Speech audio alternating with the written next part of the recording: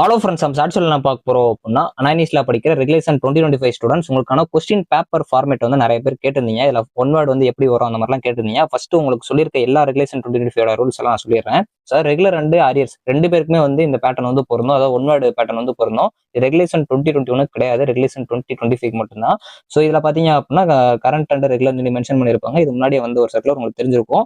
UG பிஜில படிக்கிற regulation 2025 ரெண்டு பேருக்குமே ரெகுலர் அண்ட் அரியர், அதாவது ஃபர்ஸ்ட் செமஸ்டர்ல அரியர் வச்சிருந்தீங்கன்னா இந்த டைம் வர்றது வந்து இந்த புது பேட்டர்ல தான் வரும். அந்த புது பேட்டர்ன் வந்து பார்ட் ஏ பொறுத்த வரைக்கும் ஒன் வேர்டு அது 10 இருக்கும். பார்ட் ஏல உங்களுக்கு 3 மார்க் இருக்கும். அது போக வந்து பார்ட் பில வந்து 5 to 12 மார்க் இருக்கும்.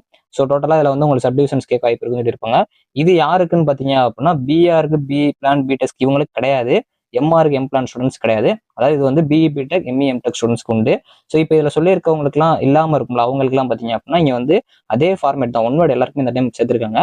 பார்ட் பில மட்டும் பாத்தீங்க அப்படின்னா 4 உங்களுக்கு கொஸ்டின், அதாவது வந்து 4 கொஸ்டின் வந்து ஒரு இது கொஸ்டினுக்கு 15 மார்க் கொடுத்துருக்காங்க. இங்க வந்து உங்களுக்கு 12 மார்க் இருக்கும். இது பொருள்னா உங்களுக்கு இப்போ நான் அந்த பேட்டர்ன் ஃபார்மேட்டை காட்டுறேன். ஆல்ரெடி நம்ம காமிச்சதான். ஸோ இப்போ first BE BTech and ME MTech ஸ்டூடெண்ட்ஸ்க்கான அந்த ஃபார்மேட். ஸோ பார்ட் ஏ அப்படின்னு தான் கேட்டிருப்பாங்க. இதுல 1 2 3 4 5 அப்படியே வந்து கண்டினியூவா 20 வரை கொடுத்துருப்பாங்க. இதுல வந்து 1ல இருந்து 10 வரைக்கும் உங்களுக்கு ஒன் வேர்டு.